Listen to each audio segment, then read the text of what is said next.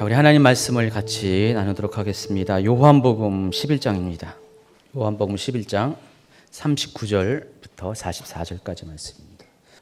요한복음 11장 39절부터 44절까지 말씀 우리 한 목소리로 같이 읽도록 하겠습니다. 찾으셨나요?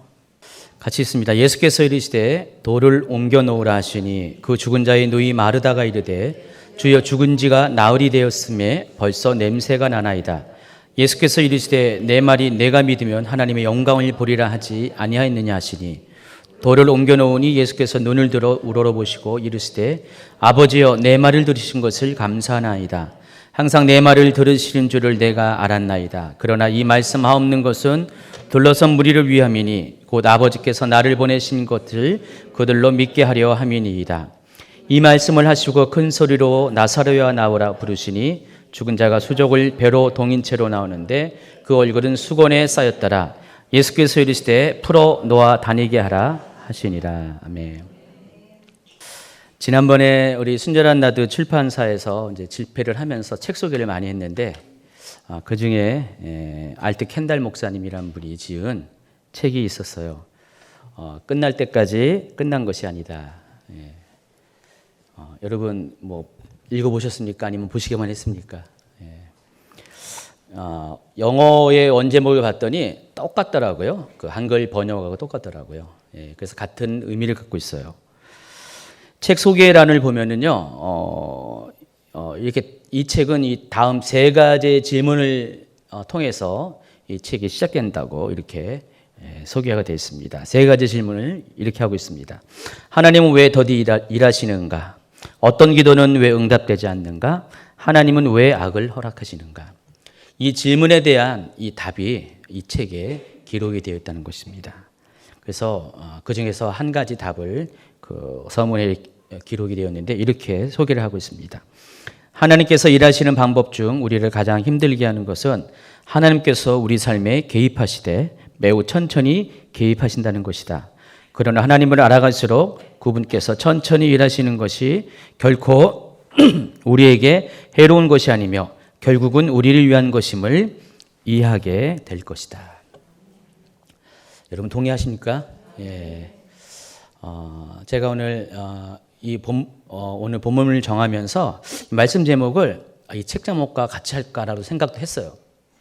그런데 그것은 한 책의 오늘 설교의 일부만 얘기하는 것 같아서 맨 뒤에 있는 그 44절에 풀어놓아 다니게 하라 이 제목으로 잡았습니다. 어쨌든 오늘 이 본문 말씀은 이 켄달 목사님의 책 끝날 때까지 끝나는 것이 아니다라는 그 책의 내용과 주제와 맥을 같이 하고 있습니다. 요한복음 11장 오늘 본문이 들어있는 11장 1절과 2절은 이 베다니에 사는 세 남매에 대해서 이렇게 소개하고 있습니다. 어떤 병자가 있으니 이는 마리아와 그 자매 마르다의 마을 베다니에 사는 나사로라. 이 마리아는 향유를 주께 붓고 머리털로 주의 발을 닦던 자요 병든 나사로는 그의 오라버니더라. 여러분 이 베다니 안 가보셨죠? 베다니 못 가보셨을 겁니다. 저도 안 가봤습니다. 이번에도 이스라엘 갔는데도 예루살렘에 지척이 있는 곳인데도 가보지 못했습니다. 이 베다니는 예루살렘에서 동쪽으로 그러니까 요단 가는 곳 여리고 내려가는 길에 약 3km 정도 떨어진 아주 가까운 곳에 위치하고 있습니다. 지금은 뭐 거의 예루살렘이나 베단이나 거의 경계가 없을 정도로 붙어 있는 마을인데 옛날에는 예루살렘이 이렇게 경계가 작았기 때문에 독립된 마을이었습니다. 근데 이 복음서에서는 이 베다니에 대해서 굉장히 예수님과 관련해서 친근한 이야기들이 많이 나오고 있습니다. 저도 개인적으로 이 베다니 많이 좋아하고 있거든요. 그래서 오늘 말씀을 전하면서 이 베다니에 대해서 그냥 조금만 소개를 해다가 아주 여러분이 확실하게 베다니에 대해서 이해할 수 있도록 전체를 다 먼저 소개하고 오늘 말씀을 전할 겁니다. 이 베다니는 예루살렘에서 동쪽으로 그러니까 여리고 내려가는 그 길목 가운데 있습니다. 그래서 여러분 그 예루살렘이 다 산지로 되어 있는 거 아시죠? 다 산이에요. 다 700m가 넘는 산입니다. 그러니까 예루살렘 성전이 있는 곳을 가리켜서 시온산이라고 불러요. 또 성전이 있는 그 위치를 성전산이라고 부르고 옛날에 창세기에는 그거를 모리아산이라고 부릅니다. 그래서 이 성전산 시온산과 시온산을 중심으로 그 옆에 골짜기가 있는데 기드론 골짜기라고 합니다. 동편에. 그리고 그 기드론 골짜기 바로 앞에 있는 산을 가리켜서 감람산이라고 부릅니다. 많이 들어보셨죠? 예, 올리브산이라고 부릅니다. 근데 우리가 객관적으로 보면 굉장히 높은 산인데 그 예루살렘 안에서 보면은 높은 산이 아니죠. 다 700m가 넘는 고지에 있기 때문에 감람산이라고 했자 그 성전에서 바라보면은 한 몇십 미터 더 위에 있는 아주 나지막한 산입니다. 그러니까 그 위치에서 보면은요. 근데 그 감람산에는 또 동쪽으로 또 가요. 그러면 쭉 가다 보면은 한참 내려가다 보면은 그 사해 옆에 여리고가 또 이렇게 도달하게 됩니다. 근데 그 길목 가운데 베단이라는 마을이 있습니다. 이 베다니 옆에는 벳바게라는 마을이 있습니다. 벳바게라는 마을이 있는데 지난주에 여러분 설교 가운데 제가 파게라는 얘기를 했죠. 그러니까 무화과 나무가 열매가 두 종류가 있는데 4월 달에 아직 설익은 그런 아직 먹지 못할 만한 그냥 푸석푸석한 첫 열매를 가리켜서 파게라고 그랬습니다. 그래서 이 벳바게라는 것은 파게의 집이라는 뜻이에요. 베트가 이제 히브리어로 하우스라는 뜻이에요. 그래서 파게의 집입니다. 그 무슨 뜻이에요? 벳바게는 덜 익은 무화과 나무의 집이란 뜻이에요. 그래서 제가 거기 안 가봐서 덜 익은 무화과 나무가 많은지는 모르지만은 그런 의미를 갖고 있습니다. 그리고 벳바게 바로 옆에 베다니가 있습니다. 저도 이 베다니에 대해서 어떤 의미가 있는가를 살펴봤어요. 근데 여러 가지가 있어요. 아람어를 기원으로 하는 의미는 여러분 혹시 누구죠? 다윗인가? 생각이 안 나네. 다윗이죠. 다윗의 그 딸 중에 누가 있습니까? 다말. 다말이 있는데 그 다말이 그 이름이 뜻이 뭔지 아세요? 대추야자 열매입니다. 재작년에 우리 교회에 이렇게 말씀을 전해줘 오신 덴포스 목사님 사모님 이름이 다말이에요. 영어로 타마르라고 부릅니다. 그래서 대추야자 열매예요. 그래서 아람어 기원에 의하면은 그 베다니는 무슨 뜻이에요? 대추야자 열매의 집. 그런 뜻입니다. 별로 흥미 없습니까? 근데 이제 히브리어로 따지면은 이 베다니는 여러 가지 또 뜻이 있어요. 그 중에서 가장 이렇게 일반적인 게 가난한 자의 집, 슬픔의 집 이런 뜻으로 보통 일반적으로 해석을 하고 있습니다. 근데 이 베다니와 벳바게는 같이 거의 붙어 있어요. 옆에 마을이에요. 그리고 이 감람산 자락에 있습니다. 그래서 넓게 보면은 감람산 안에 끝쪽에 동편 끝쪽에 베다니와 벳바게가 있습니다. 자, 누가복음 19장 29절에는 이렇게 소개합니다. 감람원이라 불리는 산 쪽에 있는 벳바게와 베다니에 가까이 가셨을 때에. 그래서 이해하시겠죠? 감람산에 붙어 있는 저 동편에 붙어 있는 그 벳바게와 베다니가 있습니다. 또 요한복음 11장 18절에 보면은 오늘 본문에 있는 같은 장인데 베다니는 예루살렘에서 가깝기가 한 오리쯤 된다 그랬어요. 오리라는 것은 2km 정도 되죠. 근데 실제로는 3km 정도의 거리에 위치하고 있습니다. 자, 근데 요한복음의 기록에 의하면 이곳에 아까 읽어드린 것처럼 나사로와 그 여동생 마르다 그리고 마리아가 살던 곳이었습니다.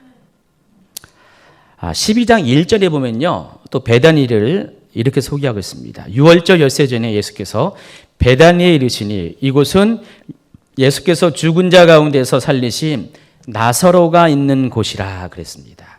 그러니까 베다니는 나사로가 있는 곳이라 그랬어요. 지금 베다니는 옛날에 성경의 이름 그대로 갖고 있지 않습니다.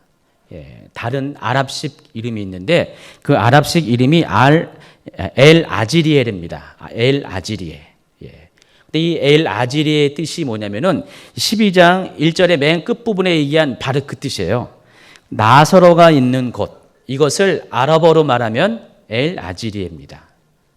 그래서 지금 그곳에 가면은 제가 미리 알았으면 갔었을 텐데 오늘 설교 준비하다 알았어요. 지금 가면은 거기에 나사로가 살던 마을이 그 유적들이 있는데 그 중에서 제일 유명한 것이 나사로의 무덤입니다. 나사로의 무덤이 아직 거기 있어요. 돌 무덤이 있습니다. 그래서 이 곳은 거기에 지금 아랍 사람들이 사는데 무슬림들에 의해서 이 나사로는 이슬람의 성인으로 추대받고 있대요. 그러니까 옛날에 나사로가 거기 살았는데 지금도 그 나사로의 이름이 2000년이 됐는데도 그 아랍 사람들 가운데 아주 유명한 이름이라는 것입니다. 그래서 그 동네 이름 자체가 나사로가 있는 곳, 아랍어로 그런 뜻입니다. 거기엔 또 그리스 정교회 소속 기념교회도 있다고 합니다. 자, 그런데 예수님께서 이 갈릴리 지역에서 사역하실 때 사역의 근거지가 되는 곳이 있었어요. 가버나움이라고 그랬죠. 제가 누차에 걸쳐서 말씀을 드렸는데 마가복음 2장 1절에는 이렇게 소개되고 있습니다. 수일 후에 예수께서 다시 가버나움에 들어가시니 집에 계시다는 소문이 들린지라 그랬습니다. 가버나움에 보면 예수님의 집이 있다는 식으로 표현이 되고 있습니다. 자, 그런데 이것은 예수님의 집이 아니에요. 제가 등기부는 못 떼어봤지만은 예수님이 소유되지 않았습니다. 성경에 보니까 등기부가 있어요. 1장 그 앞에 2장 1절 앞에 보면은 1장 29절에 그 집에 등기부가 여기 써 있습니다. 28절부터 읽겠습니다. 예수의 소문이 곧 온 갈릴리 사방에 퍼지더라. 회당에서 나와 곧 야고보와 요한과 함께 시몬과 안드레의 집에 들어가시니 시몬의 장모가 열병으로 누워 있는지라 그랬습니다. 자, 이 집은 어느 집이냐면은 바로 시몬 베드로의 집입니다. 그래서 베드로와 안드레의 집이라고 얘기했고 거기 보니까 시몬의 장모가 베드로의 장모가 열병에 누워 있다고 그랬습니다. 어쨌든 예수님이 그곳에서 시몬의 장모를 열병을 꾸짖어서 쫓아내 주시고 고치시고 한동안 그곳에 머물렀던 그런 기록들이 많이 있습니다. 자, 갈릴리 지역은 두 군데로 나눕니다. 갈릴리 호수를 중심으로 해서 북쪽에 상부 갈릴리가 있고 또 하부 갈릴리가 있습니다. 예수님은 어디 출신일까요? 동네 고향이 나사렛이죠. 이 나사렛은 하부 갈릴리의 맨 끝에 이번에 저희 갔다 왔어요. 하부 갈릴리 맨 끝에 있는 도시입니다. 그때 당시에는 한 200여 명의 사람이 살았는데 지금은 7만 5천 명이 사는 이스라엘에서는 작지 않은 도시입니다. 아랍 사람들이 살고 있어요. 거의 대부분이. 근데 이 예수님께서는 나사렛에 살았기 때문에 북쪽에 있는 상부 갈릴리에 있는 곳에는 낯설은 곳이었어요. 근데 예수님의 사역이 주로 상부 갈릴리 중심으로 이루어졌습니다. 특별히 이 가버나움은 상부 갈릴리, 하부 갈릴리 통틀어서 한 중간 정도에 있는 굉장히 중요한 그런 교통적으로 지리적으로 중요한 도시입니다. 그러다 보니까 예수님께서는 주로 가버나움에 그런 본거지를 두시고 왔다 갔다 하시면서 사역을 하셨어요. 그리고 마침 거기에 베드로의 집이 있었다는 것입니다. 그래서 이 마가복음 2장 1절에서 말한 그 집은 베드로의 집을 말하고 예수님의 자주 머무르셨던 갈릴리에서 자주 머무르셨던 그런 집 중에 하나라는 것입니다. 그래서 이 갈릴리에서 가버나움이 그 갈릴리 지역의 전도의 전초 기지 역할을 했다면은 유대 지방에서는 똑같은 역할을 한 곳이 과연 어딜까? 뭐 눈치챘죠? 어디죠? 베단이라는 것입니다. 왜냐하면 베단이는 예루살렘에 들어가기 바로 초입에 있는 3km밖에 떨어지지 않는 앞동네예요. 그리고 거기에는 예수님이랑 아주 친한 사람들이 좀 이따 소개할 건데 사람들이 살았기 때문에 그래서 예수님은 거기에 베다니를 중심으로 머물면서 예루살렘 사역을 많이 하셨다는 것입니다. 예수님은 예루살렘에서 사역을 마친 후에 예루살렘 성 밖에 베다니로 가서 그곳에 머무르셨다는 기록들이 성경에 나와 있어요. 복음서에. 마태복음 22장 17절입니다. 그들을 떠나 성 밖으로 베다니에 가서 거기서 유하시더라. 여기서 성은 예루살렘을 말합니다. 또 마가복음 11장 11절에도요. 예수께서 예루살렘에 이르러 성전에 들어가서 모든 것을 둘러보시고 때가 이미 저물매 12 제자를 데리시고 베다니에 나가시더라 그랬어요. 그 다음 절에 보니까 이튿날 그들이 베다니에서 나왔을 때, 이 두 절을 보면 예수님께서 예루살렘에서 사역을 마치신 다음에 바로 옆 마을인 베다니에 가서 주무시고 그 다음날 다시 예루살렘으로 출근하시는 것을 알 수가 있죠. 예, 출근하시다는 게 이해가 되죠. 예, 주무시러 갔다가 다시 예루살렘으로 출근을 하신 것입니다. 또 마가복음 14장 3절에도요. 예수께서 베다니 나병 환자 시몬의 집에서 식사하실 때 이런 기록이 나옵니다. 그래서 예수님께서 베다니에 자주 가셨고 그곳에 머무른 흔적들을 찾아볼 수가 있습니다. 또 누가복음에는요. 예수님께서 부활하신 후 승천한 곳이 바로 베다니 앞이라는 기록이 있습니다. 어딜까요? 누가복음 24장 50절. 예수께서 그들을 데리고 베다니 앞까지 나가사 손을 들어 그들에게 축복하시더니 그랬어요. 축복하실 때에 그들을 떠나 하늘로 올려주시다 그랬어요. 여러분 적지는 않으셔도 돼요. 어차피 오늘 제가 원고를 준비해놨기 때문에 카페에 나중에 올라갈 겁니다. 그리고 사도행전에서도요. 예수님의 승천을 목도한 제자들이 감람산에서부터 예루살렘에 돌아왔다는 기록이 있습니다. 그러면은 여러분 누가복음이나 사도행전이나 같은 저자가 썼죠. 누가라는 사람이 썼습니다. 근데 누가복음에서는 베다니 앞까지 나가서 거기서 승천했다 그랬고 또 사도행전에서는 감람산에서 승천했다 그랬습니다. 그러면 좀 달라 보이는 것 같지만은 이미 아까 제가 설명을 했어요.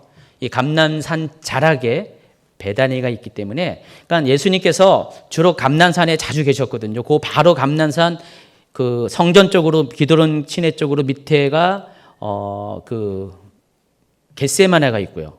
다 거기서 오기예요. 그러다 보니까 예수님은 늘 감람산 중심으로 많이 사역을 하셨어요. 그래서 감람산에서 저쪽 산 너머 저쪽이 베다니예요. 그래서 예수님이 승천하실 때는 그 감람산에서 베다니 쪽으로 동쪽 쪽으로 가다가 베다니 앞에까지 가서 거기서 승천을 하셨다는 그 뜻입니다. 그런데 이 성경에는요, 이 베다니라는 이름이 두 가지가 있어요. 두 군데의 베다니가 있습니다. 그러니까 여러분 헷갈리지 마세요. 제가 오늘 이렇게 베다니에 대해서 이렇게 설명을 이렇게 일부러 해준다 그랬어요. 제가 베다니를 좋아하기도 하고 또 여러분도 이 베다니에서 이해를 하면은 훨씬 나을 것 같아가지고 시간을 할애해서 수요일이니까 시간이 여유가 있으니까 소개를 합니다. 우리가 알고 있는 지금 알고 있는 이 베다니가 있고요. 나사로가 사는 마을 베다니가 있는데 또 한 군데의 베다니가 있어요. 요한복음 1장 26절에 보면은 요한이 대답하되 나는 물로 세례를 베풀거니와 너희 가운데 너희가 알지 못하는 한 사람이 있으니 곧 내 뒤에 오시는 그이라 나는 그의 신발끈을 풀기도 감당하지 못하겠더라 하더라. 이 일은 요한이 세례 베풀던 곳 요단강 건너편 베다니에서 일어난 것이다 그랬어요. 여기 보면은 우리가 알고 있는 베다니는 예루살렘 바로 옆에 있는 산지에 있는 베다니예요. 근데 여기서 소개한 베다니 어떻게 해요? 거기서 수십 킬로 밑으로 내려간 동쪽의 요단강 너머 건너편에 있는 또 다른 베다니가 있다는 것을 알 수가 있습니다. 그리고 좀 이따 소개하겠지만은 이 예루살렘 옆에 있는 베다니와 요단강 건너편에 있는 베다니까지의 거리는 약 이틀 걸어갈 그 길입니다. 보통 하루에 몇 킬로를 걷는지 모르겠어요. 사람마다 다 다른데 최소한 한 20km는 걷는다 치면은 한 40km 이상 되겠죠. 그래서 여리고보다 더 동편으로 간 곳입니다. 그러니까 요단강을 건너는 곳. 우리가 이번에 간 세례터가 바로 그곳이죠. 따지고 보면은 세례터가 바로 그곳인데 요단강을 중심으로 이쪽은 예루살렘, 이쪽은 요르단이거든요. 바로 요단강이 뭐 그래봤자 여기서부터 여기까지밖에 안 돼요. 폭이. 여기는 이스라엘, 여기는 요르단이에요. 그러니까 요르단 쪽의 저쪽 지역을 그때 당시에 베단이라는 이름으로 불렀다는 것입니다. 자, 지금까지 베단에 대해서 소개를 했습니다. 자, 근데 복음서에서 이 베다니가 주목받는 이유가 있습니다. 왜 그럴까요?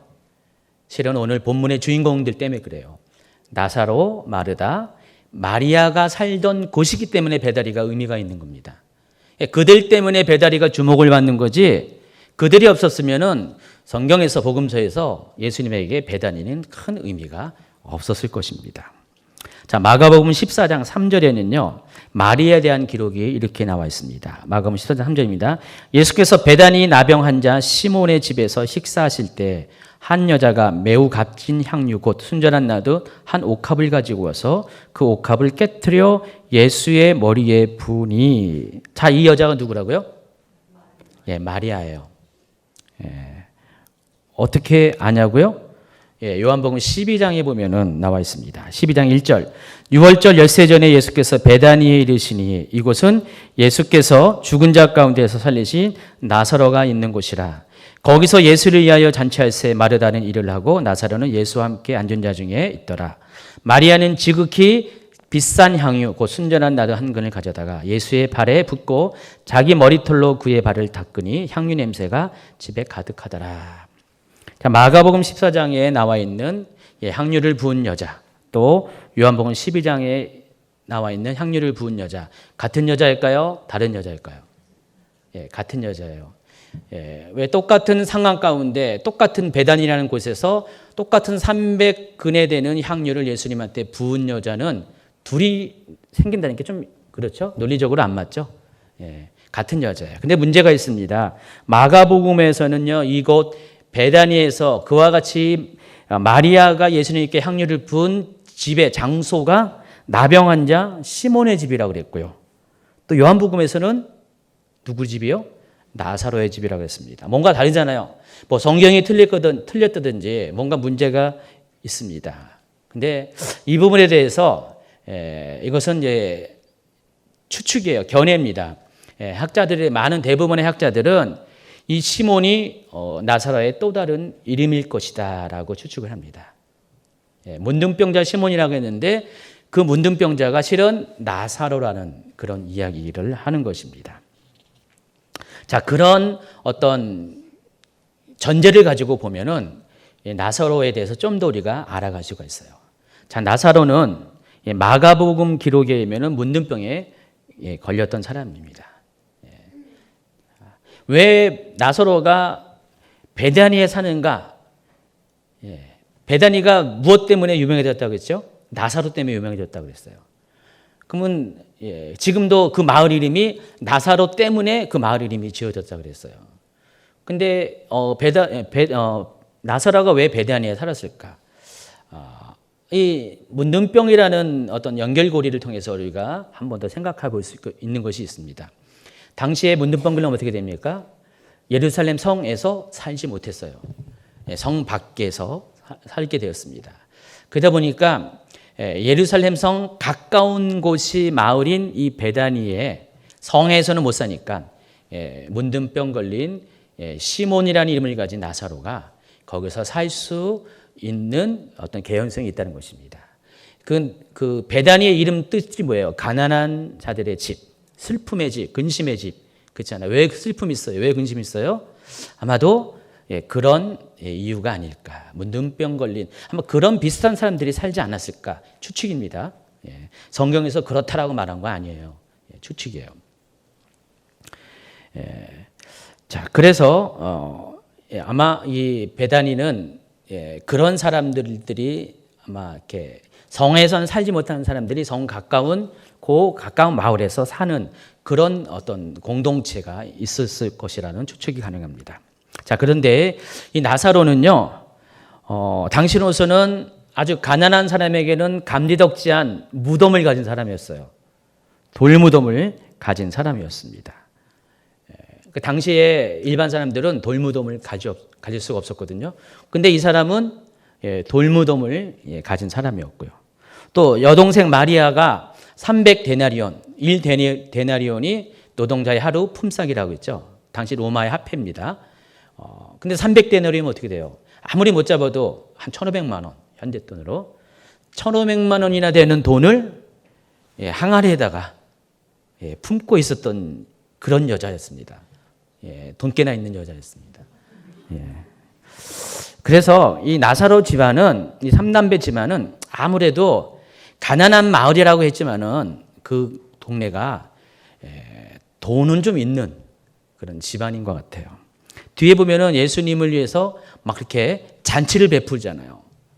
그리고 또 예수님과 예수님의 제자들을 수시로 묵게끔 할 수 있는, 머물 수 있는 어떤 집안의 공간도 있었고 또 대접할 수 있는 능력이 있는 것을 보아서 이 나사로는 그도 베다니에서 부유한 축에 속한 사람일 것이라는 추측을 할 수가 있습니다.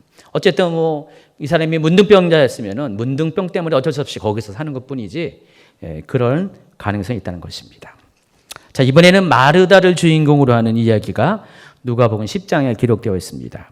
누가복음 10장 38절입니다. 그들이 길 갈 때 예수께서 한 마을에 들어가심에 마르다라 하는 이름하는 한 여자가 자기 집으로 영접하더라. 그에게 마리아라 하는 동생이 있어 주의 발치에 앉아 그의 말씀을 듣더니 마르다는 준비하는 일이 많아 마음이 분주한지라. 다 아는 내용이죠. 자, 여기도 그 한 마을은 어느 마을이에요? 베단이라는 것을 알 수가 있어요. 자, 보시면 알겠지만은 이 성경에 보면은 마리아에 관한 이야기, 또 마르다라에 관한 이야기, 그리고 또 나사로에 관한 이야기가 한 집안의 세 남매가 다 나와 있어요. 여러분, 이게 무슨 평범한 일입니까? 성경이 이렇게 할 일 없어서 한 집안 얘기를 다 이렇게 각각의 이야기를 다 담고 그런 건 아니잖아요. 다 의미가 있고 중요하고 특별히 예수님과 관련돼서 굉장히 중요한 메시지가 있는 거기 때문에 이들의 이야기들을 다 따로따로 실는 것이에요. 자, 이로 보건대 이 집안은 예수님과의 관계에 있어서 아주 특별한 친밀감이 있는 집안이라는 것을 우리가 추측할 수 있다는 것입니다. 제가 이야기하려고 쭉 얘기한 거예요, 이렇게.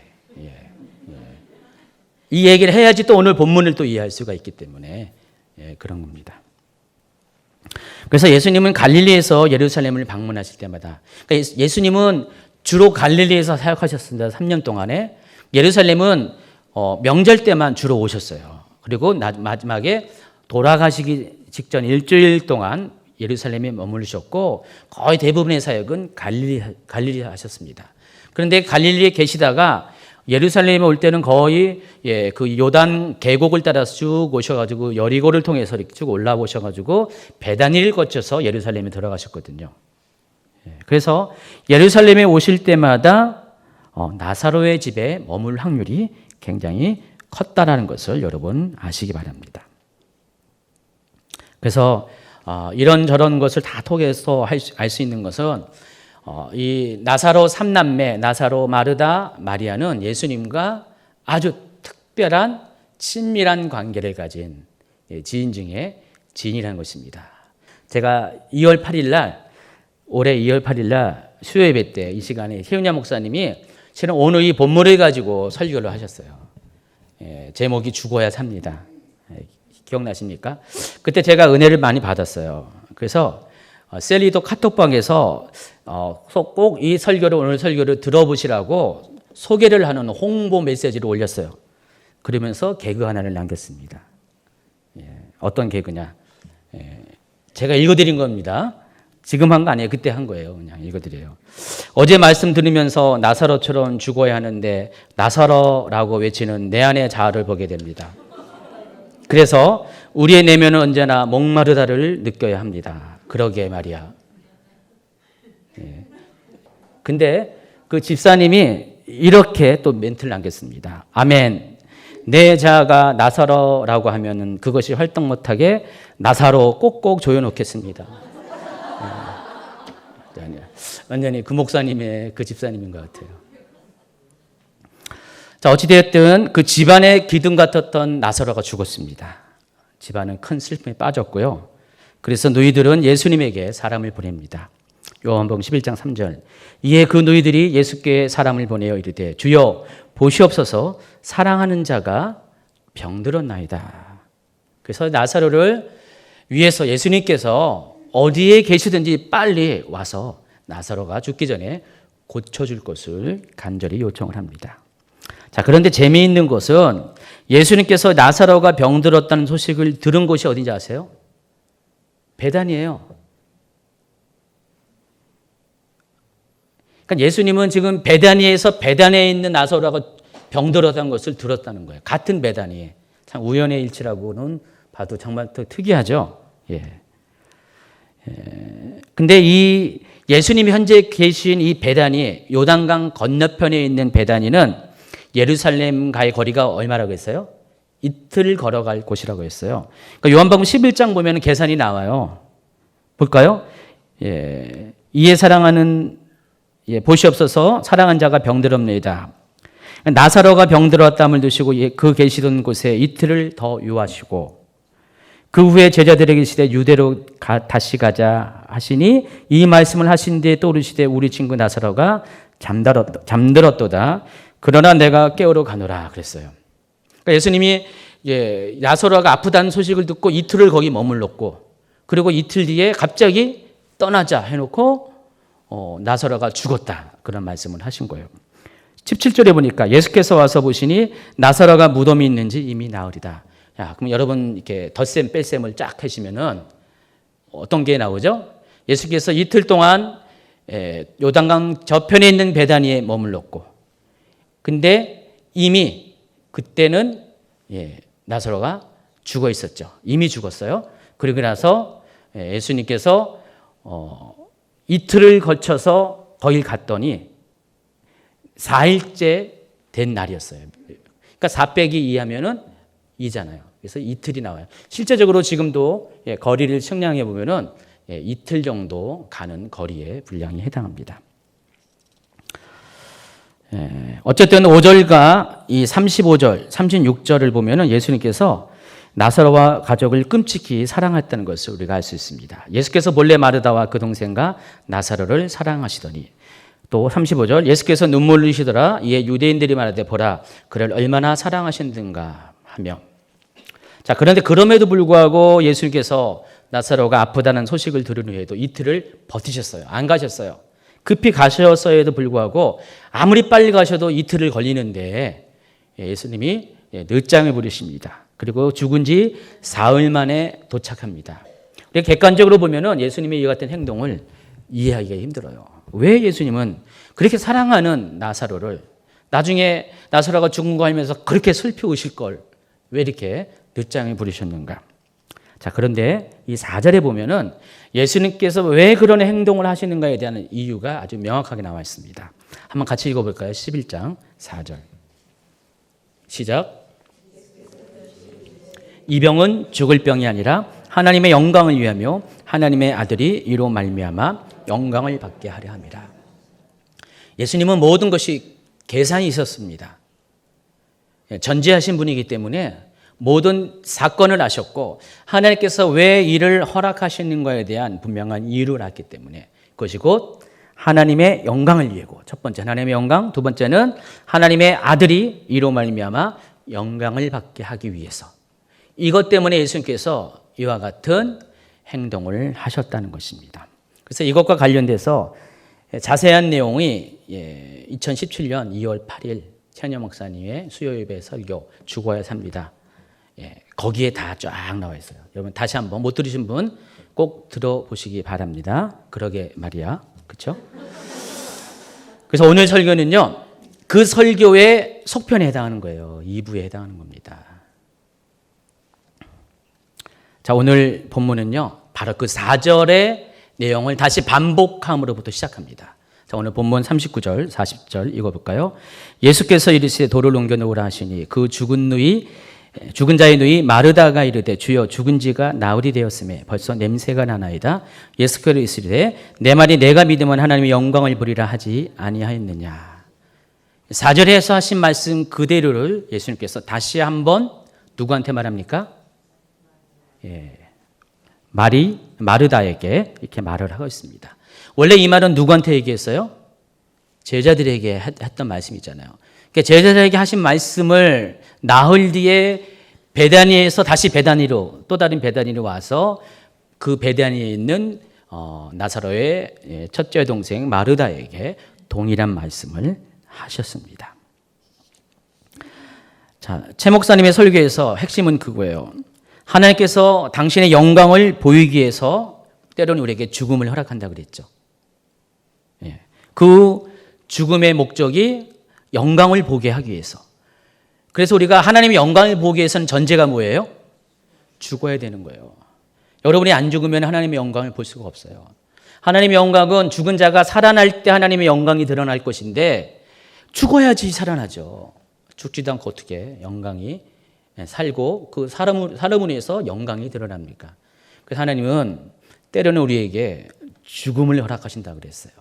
죽음과 같은 시절, 죽음과 같은 환경, 상황, 삶들을 허락하시고 그것 때문에 하나님을 의지하고 하나님이 개입하실 때 다시 살아남을 통해서 정말 하나님이 살아계시다는 것을 하나님께 영광을 돌릴 수 있도록 때로는 우리 인생 가운데 그런 것을 허락한다고 말씀드렸습니다. 그래서 그러면 설교 안 들어도 되겠네요. 다 얘기했으니까 그 들으세요. 그래서 우리가 하나님의 기적을 보기 위해서는요, 전제가 내가 죽어야 된다는 것입니다. 여러분 기적을 보고 싶습니까? 죽어요. 죽으십시오. 제가 지난주부터 계속 죽습니다. 뭐 죽어야 합니다. 죽으십시오라는 얘기를 많이 하네요. 내 인생에 실패가 있어야 됩니다. 내 삶에 깨어지고 무너지는 그런 경험이 있어야 됩니다.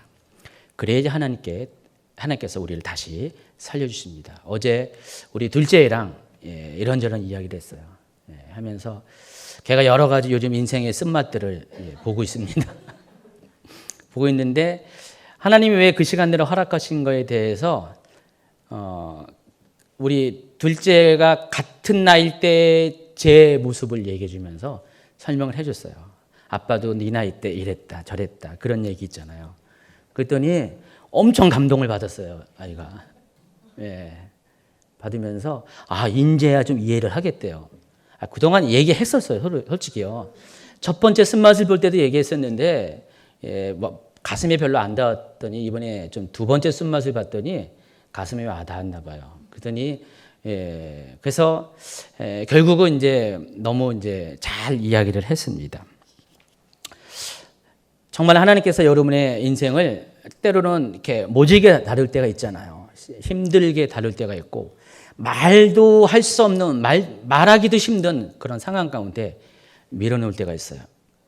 심해지는 것이 여러분을 죽이는 경우까지 삶의 모든 것들을 그렇게 하실 때가 있는데 그렇게 하신 이유가 뭐라고요? 여러분을 다시 살리기 위해서. 여러분을 무너뜨리는 이유는 다시 일으키기 위해서. 빼앗는 이유는 더 풍성한 것을 주시기 위해서. 그래서 이 모든 것을 주시는 분이 바로 하나님이란 것을 깨닫게 하기 위해서 하나님은 때로는 아픔을 가지고 그렇게 허락하실 때가 많이 있다는 것입니다. 그래서 결국은 그로 인해서 사람들이 하나님께 영광을 돌리고 나 또한 하나님께 영광을 돌리기 위해서 그런 일을 허락하시고 나사로의 경우가 바로 그런 케이스라는 것입니다. 자, 그런데 오늘 저는 이 이야기를 같은 이야기를 제가 속편이라고 했잖아요. 믿음의 측면에서 다시 한번 설명하고자 합니다. 그러니까 다시 살아나는 기적이 있기 위해서는 믿음의 측면에서 다음에 몇 가지 과정이 필요하다는 것입니다. 첫 번째는요, 모든 것이 죽은 것 같이 보여도 하나님은 영광을 위해 기적이 일어날 것이라는 믿음이 여러분에게 필요하다는 것입니다. 많은 사람들이 어떤 종결된 상황을 만났을 때 대부분 그것을 포기합니다. 그러나 만약 그것이 목적 자체가 하나님의 영광을 위한 것임이 분명하다면 하나님께서 죽음 가운데 있는 나사로를 다시 살렸듯이 여러분 생각에 100% 종결된 것이라고 확신하고 그래서 이미 모든 것을 포기한 것일지라도 하나님께서는 다시 시작할 수 있는 분이라는 것을 여러분이 믿어야 한다는 것입니다. 얼마 전 최 목사님한테 어느 분이 찾아왔습니다. 외부 성도님입니다. 개인적인 상담 또 멘토링을 이렇게 필요로 해서 찾아가셨는데 저도 이제 첫 번째 만남 때 그분은 같이 있었어요. 같이 대화를 나눴는데 이분의 사정이 어떤 거냐면은 이분이 원래 사업을 하시던 분이었어요. 아마 군납 쪽에 관련된 그런 사업을 하셨는데 어느 날 자신이 운영하던 회사가 부도가 났습니다. 아무리 생각해도 부도 날 일이 아닌데 도저히 이해할 수 없게끔 부도가 났고 자신의 그 사업의 경영권도 다른 사람에게 넘겨주는 그런 사태까지 왔습니다. 그러니까 지금 생각해도 그거는 이해할 수가 없다는 거예요. 부도 날 그런 객관적인 상황이 있는데 전혀 어떤 연관성이 없는데도 부도가 났고 또 경영권까지 넘겨주는 그런 상황이 되었다는 것입니다. 한마디로 눈 뜨고 그런 일을 당했다는 것입니다. 당연히 실망할 수밖에 없었죠. 하나님을 원망할 수밖에 없는 상황입니다. 그 후로 많은 힘든 시간을 보냈고 아마 그때 최은영 목사님을 찾아왔어요. 저 부평성전에 있을 때인 것 같아요. 몇 년 전 찾아오셨대요. 근데 시간이 지나면서 그 일을 통해서 이분은 일을 통해서 하나님을 이제 경험하게 됩니다. 또 조금씩 하나님의 음성을 듣는 성령의 사람으로 변해갑니다. 그리고 생각한 것이 깨달은 것이 이 일이 바로 하나님께서 하나님의 영광을 위해서 허락하신 것이라는 것들을 나중에 믿음으로 고백을 하게 되신 것이요. 그래서 그동안 회사를 운영하면서 가졌던 개인적인 그런 사업의 비전들을 다 내려놓고 이제부터는 다시 사업을 시작하면 하나님의 영광을 위해서 살겠습니다 라는 그런 결심을 하셨대요. 그런 가운데 몇 년이 시간이 흘렀고 몇 년 만에 최은영 목사님을 다시 찾아오시게 된 거예요. 이번에 오신 것과 몇 년 전의 차이가 뭐냐면 몇 년 전에는 사업이 망하니까 힘들어서 찾아왔는데 이번에는 힘들어서 찾아온 것이 아니라 정말 지금 이 상황 가운데 하나님께서 나에게 허락하신 하나님이 나에게 바라는 길이 무엇인가에 대한 하나님의 비전과 뜻을 확인받기 위해서 찾아오신 것이었습니다. 그리고 이렇게 상담하고 대화하면서 더 그 부분에 대해서 굳건히 다짐을 하시고 돌아가셨어요. 그런데 얼마 되지 않았어요. 몇 주 후에 이분에게 변화가 생겼습니다. 하나님이 새롭게 사업의 문을 열어주신 것이에요. 갑자기 어느 외국에서 요청이 왔습니다. 무역을 하자는 겁니다. 이분한테. 무역을 하면서 그쪽 나라로 오라는 거예요. 어떤 브리핑도 하고 우리가 원하는 게 뭔가 이렇게 설명하겠다고. 근데 이분은 솔직히 사업이 그런 상태에서 돈이 없기 때문에 거기까지 갈 경비도 없었는데 갑자기 어느 사람이 투자자가 나타나가지고 그 사람이 다 경비도 대주고 하면서 같이 거기를 갔나 봐요. 그 나라를 갔는데 하나님이 그때 마침 이분에게 놀라운 경험을 했어요. 갑자기 환상이 열리게 하시더니 예수님이 보인다는 거예요. 그 회의석상에서. 그래서 외국 사람들, 그 바이어들을 옆에 가면서 전부 다 만져주면서 그분들의 마음들을 부드럽게 해주시는 환상이 그걸 봤다는 거예요. 어떻게 됐겠어요? 결과가? 좋은 결과를 가지고 돌아왔어요. 그거를 이제 전화로 보고를 하시더라고요. 그리고 얼마 있다가 또 몇 주 안 돼서 또 전화가 왔어요. 목사님 하면서.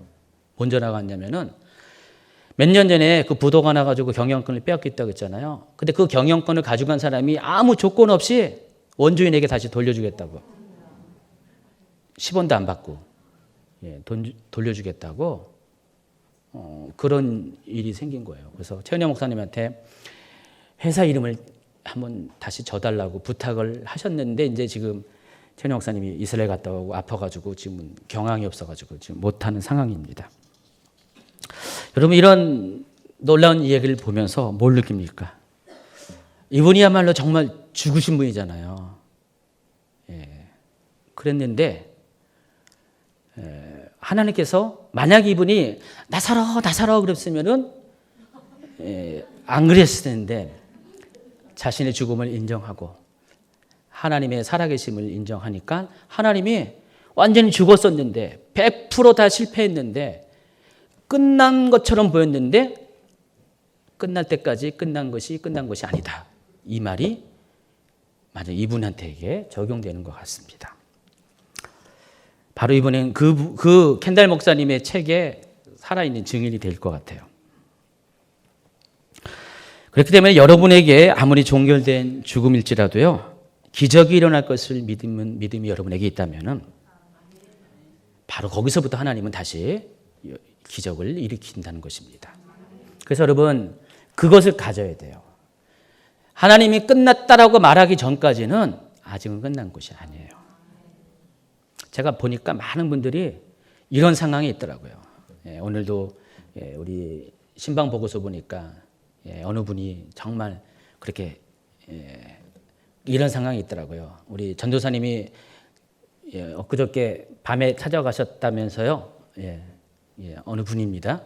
그랬더니 그 내용을 보니까 정말 이렇게 다 포기하고 싶을 정도로 힘든 상황에 있는데, 혹시 나중에 여기 설교를 들으시면은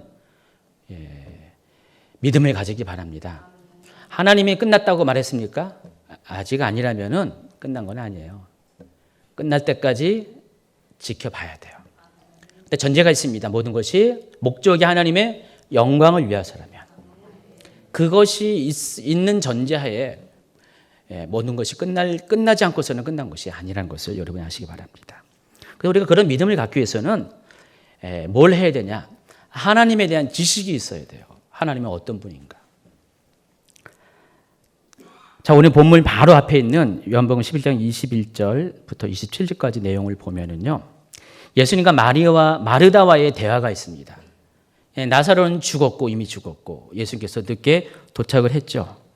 그 상황 가운데에서 마르다가 예수님에게 이런 말을 합니다. 마르다가 예수께 여쭤하되, 주께서 여기 계셨더라면 내 오라버니가 죽지 아니하였겠나이다. 그러나 나는 이제라도 주께서 무엇이든지 하나님께 구하는 것을 하나님이 주실 줄을 아나이다. 자, 여기만 보면은요, 마르다가 대단한 믿음이 있다고 생각되죠. 이제라도 예수님께서 뭔가 하실 수 있습니다. 나는 그것을 믿습니다. 라고 했어요. 그런데 23절에 보세요. 예수께서 이르시되 내 오라비가 다시 살아나리라. 그러면 22절에서 분명히 예수께서 뭔가를 하실 것을 믿습니다라고 말을 했는데, 24절에 대답을 보세요. 마르다가 이르되 마지막 날 부활 때에는 다시 살아날 줄을 내가 아나이다. 믿음은 있어요. 믿음이 있는데 그 믿는다는 게 뭐예요? 예수께서 다시 살아난다고 말을 하니까 그 말을 듣자마자 그 마르다의 믿음은 거기까지 이른 게 아니었어요. 마지막 날 부활 때는 다 살아날 것입니다라는 그것을 믿는 거예요. 근데 여러분, 마르다뿐만 아니라 이때 당시 유대인들은 다 믿었어요. 부활이 없다고 생각하는 사두개인들 빼고는 다른 사람들은 다 부활에 대해서 인정을 했었어요. 그렇기 때문에 그건 당연한 것이에요. 다시 말해서 믿음이 아니라는 것입니다. 중요한 것은 그때가 아닌 지금도 예수님은 죽은 자를 다시 살리실 것을 믿는 게 진짜 믿음이라는 것입니다. 예수님이 그런 분이라는 것을 아는 지식이 필요하다는 것입니다. 사람들은요, 예수님을 믿으면서 어느 단계에서까지는 믿음을 가져요. 그런데 단계가 지나면 믿음을 놓칠 때가 많습니다. 많은 분들이요, 사람이 아파서 죽어가는 상황이 되잖아요. 모든 것들이 막 이렇게 무너져가는 상황일 때는 지푸라기라는 짚는 심정으로 막 기도하고 믿음을 끌어올립니다. 솔직히 지푸라기 같은 믿음이죠. 믿음이 있는 거죠. 그런데 막상 죽음이 닥치게 되면 어떻게 될까요? 다 끝났다. 믿음도 중지되고요. 사람을 장사할 때 뭘 같이 장사 지내는지 아세요? 믿음도 같이 거기 부장품으로 같이 집어넣어서 다 장사 지냅니다. 그러니까 사람들에게 믿음은 죽음 이후에는 더 이상 존재하지 않는 것이에요. 왜냐하면 다 끝났다라고 생각하기 때문에 그렇습니다.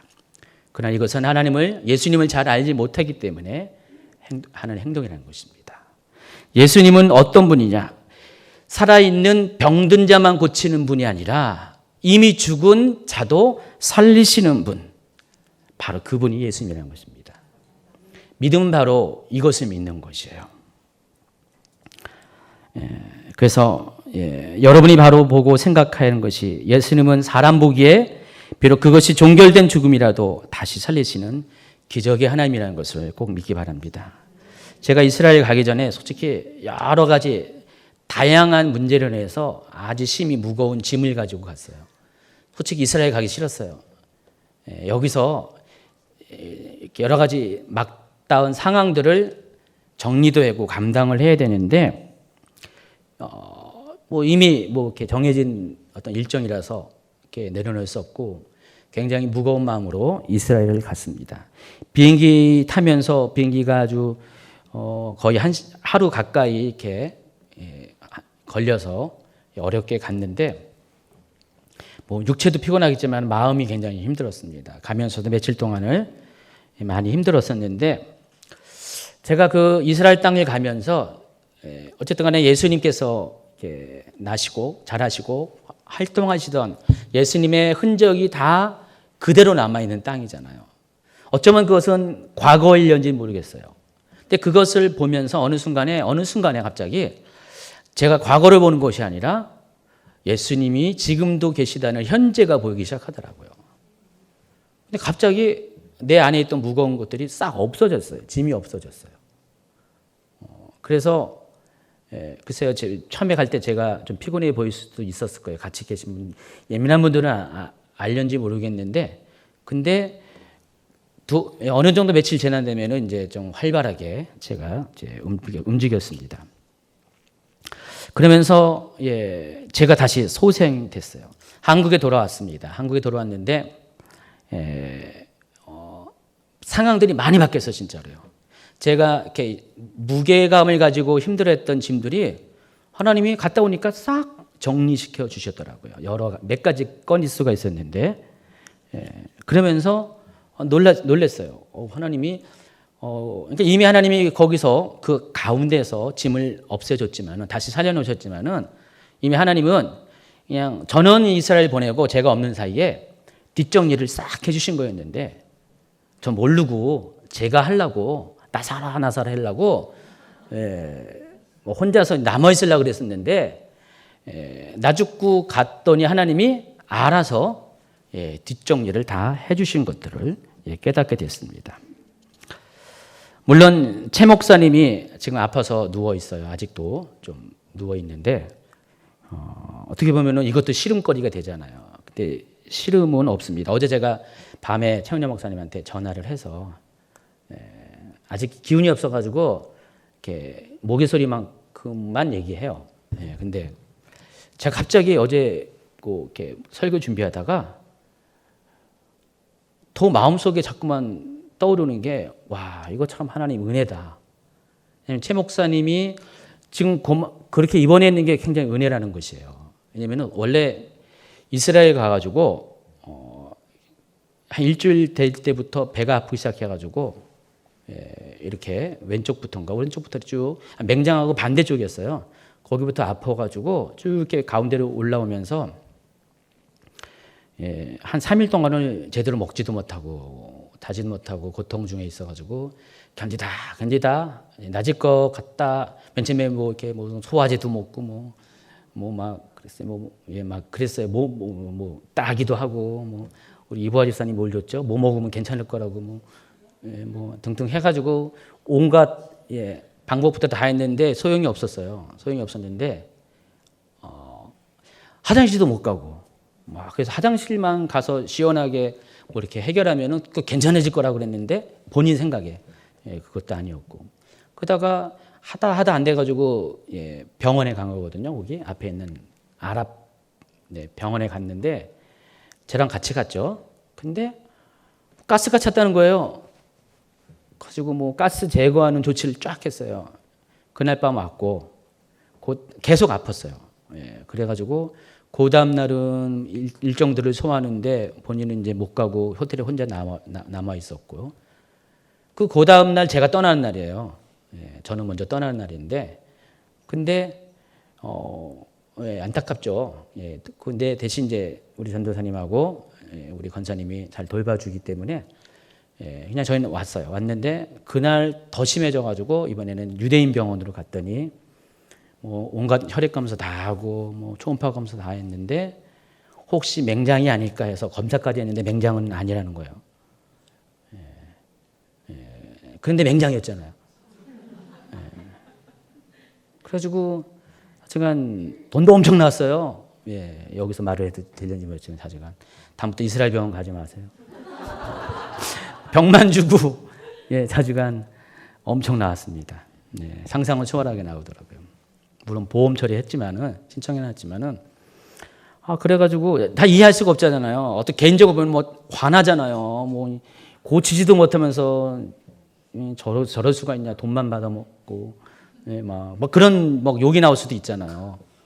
근데 결국은 돌아왔는데 예, 하루를 한번 버텨봤는데 도저히 안 돼가지고 하루 지나간 다음에 병원에 갔더니 맹장이라는 거예요. 이미 터졌다는 거예요. 거기서 이미 며칠이 지난 거예요. 어떻게 미련하게 이렇게 참았냐고. 다음부터는 그러지 말라고 의사가 한심하다듯이 이렇게 막 했나 봐요. 예. 제가 어제 이제 의사 선생님 잠깐 만나가지고 설명을 조금 해줬죠. 이스라엘 얘기했더니 뭐 문외한이잖아요. 설명했더니 막 신기한 짓 듣다가 이제 뭐 조금 이해하는 것 같아요. 예. 그랬더니 지금은 어쨌든 간에 이제 회복되고 있어요. 기력은 아직 없지만 회복되고 있습니다. 그런데 이 상황들을 보면서 의사 선생님이 그랬거든요. 실은 이게 기적이라는 표현은 안 했지만은 자기는 이거를 수술을 할 때 이미 그 맹장이 며칠 됐으니까 다 녹아가지고 뽕 터져가지고 그 복부에 다 묻어가지고 아주 복잡할 뻔했대요. 예, 메스를 대가지고 배를 갈라가지고 이렇게 갈라도 안 되고 이렇게 갈라야 된대요. 원래 이게 수술은 살결대로 해야 되는데 길게 수직으로 갈라야 되면 아주 복잡하고 수술도 복잡하지만 후유증도 있고 다시 재수술할 수 있는 아주 힘든 상황이 되려는 줄 알고 했는데 의외로 예, 맹장이 달려있더래요. 그래서 맹장 고놈 기특하다고 했잖아요. 카톡방에. 병 주고 약 준다고. 그래서 자식은 소재하고 지금 이제 힘든 거는 2주 동안 거의 못 먹어가지고 기운이 없어가지고 지금 이제 그 회복이 더뎌서 예, 그런 겁니다. 그런 상황을 보면서 하나님 왜 이 사건들을 허락했을까? 왜 일들을 허락했을까? 어떻게 보면은 말도 안 되는 것 같은데 하나님이 계획하심이 분명히 있을 것이라는 거죠. 뭐 때문에? 제가 보기에는 최현 목사님이 뭔가의 중보의 짐이 많은 것 같아요. 이번에 갈 때도 뭐 팀에 대한 중보의 짐도 있겠지만은 교회에 대한 짐 여러 가지 그런 중보의 짐이 있는데 최 목사님 스스로 이제 남들은 다 뭐 십자가 지는 어떤 체험들을 했는데 본인은 호텔에 누워 있었지만은 자기는 호텔에서 십자가를 지는 경험을 한 것 같다고 하면서 뭔가가 있다는 것입니다. 저는 그냥 어제 하나님한테 너무 감사하지 않냐 생각해 보라고. 그거 인지하라냐고 저보고. 아니 예전에 안 했는데 네, 그래도 지금 생각하니까 더 감사하다고 막 그랬거든요. 그랬더니 어쨌든 하나님이 이 일을 허락한 것이 분명히 하나님의 영광을 보기 위한 죽이시는 작업의 하나의 케이스라는 생각을 해봤습니다. 그래서 저와 여러분에게 필요한 것이 다른 것이 아니라 믿음이라는 것입니다. 설사 그것이 이미 죽어서 냄새가 날 정도로 부패한다 할지라도 이미 끝난 것일지라도 더 이상 돌이킬 수 없는 것일지라도 하나님께서 끝났다라고 하지 않으시면 아직 끝난 거 아니라는 거. 아직 현재 진행형이라는 것입니다. 혹시 이 상황 가운데 있는 분들이 있잖아요. 끝난 것처럼 아주 완전히 포기되어지는 이미 소망마저도 장사 지낸 분들이 있을 거 아니에요. 아닙니다. 하나님의 영광을 위해서는 하나님은 지금 사람 눈에는 죽은 것 같이 보이지만 예수님은 잔다라고 했잖아요. 이미 하나님의 일들은 현재 진행형입니다. 여러분이 모르는 사이에 여러분의 의식 너머에서 지금 뭔가를 행하시고 계시다는 것들을 믿기 바랍니다. 다시 한번 40절 읽어볼까요? 예수께서 이르시되 내 말이 내가 믿으면 하나님의 영광을 보리라 하지 아니하였느냐. 오늘 원고가 12페이지인데 오늘 지금 현재까지 10페이지까지 한 겁니다. 2페이지 남았다는 겁니다. 두 번째 해야 될 것이 믿음이 있다면 이제는 돌을 옮기는 행동을 해야 한다는 것입니다. 11장 41절 돌을 옮겨놓으니 예수께서 눈을 들어 우러러보시고 이르시되 아버지여 내 말을 들으시는 것을 감사하나이다. 항상 내 말을 들으시는 줄을 내가 알았나이다. 그러나 이 말씀하옵는 것은 둘러선 우리를 위함이니 곧 아버지께서 나를 보내신 것을 그들로 믿게 하려 함이니이다. 제가 갈멜산 올라가면서 그 성경에 말한 그 돌무덤을 옆에서 봤습니다. 봤는데 여러분이 알고 있는 돌무덤에 대한 지식이 있을 거 아니에요. 영화에서도 봤을 거 아니에요.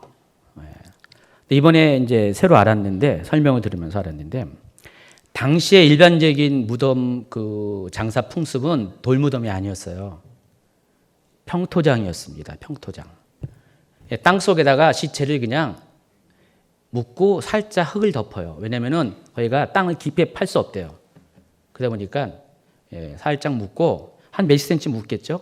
그리고 그냥 쓱 덮는 거예요. 풀이 자라 그러면은 거기 시체가 있는지 몰라요. 그래서 6월절 같을 때는요 제사장들이 하는 일이 있대요. 왜냐면은 여러분 그 레이기에 보면은 시체를 건드린 자는 어떻게 됩니까? 부정해진 거잖아요. 부정한 사람 어때요? 짐 밖에 있어야 되잖아요. 부정이 없어질 때까지 일주일 동안 짐 밖에 있어야 됩니다. 연대계 성경 하시니까 좀 이게 생각이 나시나 본데요. 예. 근데 6월절은 모든 백성들이 남자들이 다 지키라고 명령을 한 거잖아요. 이거 6월절 안 지키면 큰일 나거든요. 그러니까 어떻게 돼요? 사람들이 6월절 되면은 전국에서 예루살렘을 향해 나아갑니다. 근데 저 갈릴리에서 오는 사람들은 예수님이 오시던 루트처럼 저 여리고를 거쳐가지고 산길을 쭉 올라가서 24km 정도의 길을 올라가서 예루살렘 성에 이르는데 특별히 그 근처에 우리 가이다시 선교사님 보면은 그렇게 평토장한 무덤들이 많이 있대요. 그렇게 지나가다가 발을 잘못 들이잖아. 아차면은 푹 빠져가지고 시체를 건지게 돼요. 그럼 어떻게 돼요? 부정해지잖아요. 그럼 6월절 행사에 참석 못하니까 다시 고향 앞으로 가야 돼요. 근데 그런 사람을 위해서 여러 가지 연고 때문에 6월절 지키지 못한 사람에 의해서 제2의 6월절을 하나님 또 율법에 주셨어요. 근데 그런 일들이 많아지니까 제사장들이 하는 일이 6월절 되면은 미리 절기가 앞서서 제사장들이 그 길목들을 쫙 가가지고요. 쿡쿡 찔러봐가지고 무덤이 있는가를 확인해가지고 무덤이 있는 건 표시해 놓은데요. 여기 피해가라고 똥이 있다는 이런 식이죠. 피해가라. 똥이 아닙니다. 무덤입니다.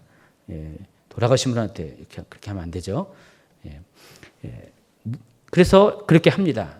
일반적인 서민은 그렇게 하는데 돈 있는 사람들은 굴을 파서 무덤을 만듭니다. 석회암을 파서 연석회암을 파가지고 무덤을 만드는데 중요한 것이 있습니다. 무덤을 만들 때 중요한 것은 반드시 밀봉을 잘해야 돼요. 왜냐하면 들짐승들이 와가지고 시체를 파먹기 때문에. 그래서 무덤 입구에다가 큰 돌을 갖고 와서 거기에 원형으로 돌을 만들어가지고 굴려가지고 입구를 딱 막습니다. 근데 그 돌은 한 사람이 이렇게 움직일 수 있는 무게가 아니에요. 두세 사람이 남자들이 힘 있는 사람이 움직일 수 있는 무게라는 것입니다. 예수님이 부활하신 다음에 마리아가 막달라 마리아죠. 마리아가 예수님 무덤에 갔을 때 막 울었잖아요. 천사가 왔을 때 누가 이 나를 위해서 돌 무덤을 이거 굴려줄 사람이 없냐고 막 그랬을 때 그런 하소연을 한 적이 있잖아요. 물론 이미 하나님께서 다 열어놓으셨는데도 그만큼 여자의 힘으로서는 도저히 불가능한 거예요. 그러니까 일반 들짐승들이 막 이렇게 어깨를 밀어가지고 움직이지 못할 정도로 무거운 돌을 갖다 놓습니다. 어쨌든 이 나사로는 남들보다 좀 여유가 있었던 부유한 사람이었기 때문에 평토장이 아닌 돌무덤에 들어가게 되었습니다. 자, 그런데 예수님은 두 번째로 우리에게 요구하는 것이 믿음의 우리가 이제 하나님의 영광을 보기 위해서는 아까는 믿음에 대한 지식이었죠. 하나님이 누구신가, 예수님이 누구신가에 대한 믿음의 지식이었으면은 이제는 믿음의 행동을 취할 것을 요구하신다는 것입니다. 그게 뭐냐면 돌을 옮겨놓는 것이에요. 왜냐하면 돌을 치워야지 나사로가 나오시기 때문에 안에선 살았는데 만약에 예수님이 살렸는데 갇혀있으면 어떻게 돼요? 나사로다 거기서 또 죽을 수가 있어요. 예, 웃기자고 하는 얘기지만 웃기는 거 아니에요, 실제로. 예. 하나님이 기적을 일으키려고 다 했는데 돌이 막혀 있으면은 기적이 잉태는 됐지만은 기적이 꽃을 피울 수 없게 되죠. 그래서 하나님께서 기적을 행하게 하기 위해서는 여러분이 해야 될 것이 있는데 그것은 여러분이 돌을 치우는 거예요. 그것이 믿음의 행동이라는 것입니다. 나 혼자 치우기 힘든 무거운 무게입니다. 그러나 그럼에도 불구하고 그 돌을 치워야 된다는 것입니다. 자, 그런 의미에서 이 돌이 의미하는 게 과연 뭘까? 여러분의 무덤을 막고 있는 부활을 막고 있는 돌이 뭘까? 사람에 따라 여러 가지 답을 할 수가 있어요. 근데 제 답은 이런 것입니다. 그것은 죽음을 고착화시키고 지지하는 견고하고 무거운 여러분의 생각의 진입니다. 죽었으면 끝났다. 더 이상 기적은 없다. 다시 부활은 없다라고 믿는 그 확고한 믿음들이 있어요. 실은 그것이 견고한 진이죠. 또 한 가지는 살아날 것을 인정하지 않는 모든 불신앙과 아무것도 행동하지 않는 그런 행위들을 말하는 것입니다.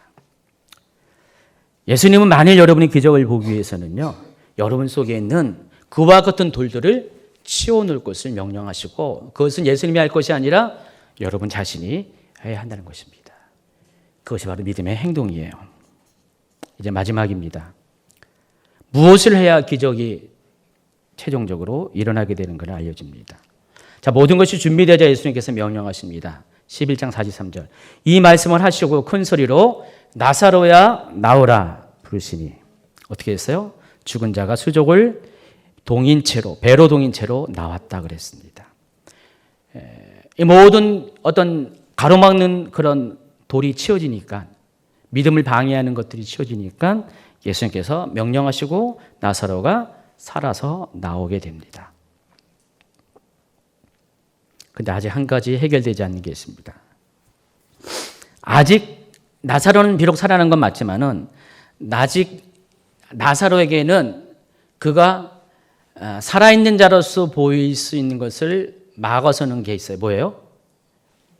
배로 감고 있는 죽은 자의 옷이 있고요. 또 얼굴이 수건으로 쌓여 있습니다. 그래서 우리가 이것마저도 벗겨내야 된다는 것입니다. 예수님께서 뭐라고 했어요? 마지막으로 하신 말씀이 풀어놓아서 다니게 해라. 이 말은 예수님께서 만들어 놓은 기적을 이제는 활성화시키라는 것입니다. 완전히 살아있는 사람으로 만들기 위해서는 죽은 자의 베옷을 벗어버리고 풀어버리고 또 얼굴이 가려웠던 수건을 벗게 하는 것, 이것까지가 가야 한다는 것입니다. 하나님은 여러분의 죽은 것 같은 인생들을, 비전들을 살려놓으셨어요. 믿죠? 예. 근데 살아있다고 느껴지지 않는 만큼 여러분이 변화가 없어요. 여러분 삶 가운데. 아직 그 부활이 활성화되지 않았기 때문에 그렇습니다. 그래서 여러분의 감춰져 있는, 묶고 있는 이 베옷들을 풀어놓으셔야 돼요. 보지 못하게 하는 수건들을 벗겨내셔야 한다는 것입니다. 그럴 때 기적의 발을 걷게 된다는 것입니다. 그 기적은 현실 가운데, 여러분 가운데 성취된다는 것입니다. 요한복음 11장 오늘 말씀을 통해서 우리는 몇 가지를 배웠습니다. 내가 먼저 죽어야 다시 사는 기적을 보게 됨을 알게 되었습니다. 또 기적은 믿음의 생각과 행동이 뒤따라야 하고 활성화된다는 것을 배우게 되었고, 또 처음에 얘기한 것처럼 모든 것은 끝날 때까지 끝난 것이 아님을 배웠습니다. 여러분 삶에도요, 이 죽은 것과 같은 소망을 잃어버린 분들이 많이 있을 것입니다. 아까 제가 잠시 소개했던 그분처럼 모든 것이 다 끝나가지고 더 이상 방법이 없음을 나도 인정하고 사람들 인정하는 그런 상황 가운데 빠져 있는 사람이 있습니다. 자, 그런 분들 오늘 말씀을 붙잡고 다시 일어나시기 바랍니다. 기적을 경험하기 바랍니다. 더 이상 남이 경험하는 기적을 보고 자신의 처지를 원망하지 마세요. 적지 않은 분들이 남에게 일어나는 기적을 보면서 괜히 자기가 더 처량해진다고 하더라고요. 더 힘들어진다고 하더라고요. 단지 남이 잘 되면 배가 아픈 그 차원이 아니라, 그런 질투의 차원이 아니라 똑같이 힘든데 저 사람이 그 힘든 상황에서 잘 되면은 나는 뭔가라는 그런 더 처절함에 빠지게 된다는 것입니다. 근데 제가 분명히 얘기합니다. 하나님은 모든 사람에게는 모든 사람이 다 살아나고 잘 된다는데 왜 나는 이제 안 되고 나만 왜 이렇게 남겨놓고 나만 이렇게 회복이 안 되게 하는 이유는 다른 것이 아닙니다. 나를 향한 영광을 보기 위한 하나님의 또 다른 계획이 있기 때문에 그래요. 비교할 거 없어요. 하나님은 나에게 맞는 영광을 요구하시거든요. 대부분의 경우 이렇게 어렵고 힘들고 남들보다 더 고난의 시절을 보낸 사람들은 뭐 자기 잘못도 있겠지만은 하나님이 더욱더 큰 용도로 사용하기 위해서 그런 일을 허락하는 때가 많이 있거든요. 제가 어제 우리 아이한테 그 얘기를 했어요. 아빠도 그랬단다 하면서 여러 가지 얘기를 했는데 오늘 설교하고는 상관없이 그냥 먼저 얘기한 건데 여러분도 소망을 이렇게 가지시기 바랍니다. 왜 나만? 그는 하나님 앞에 원망의 소리로 할 것이 아니라 하나님이 나를 통한 하나님의 더 큰 계획이 있다는 것. 내가 이것을 통해서 더 큰 영광을 남들보다 더 큰 영광을 돌리기 위해 하나님의 계획 가운데 있다는 것들을 믿기 바랍니다.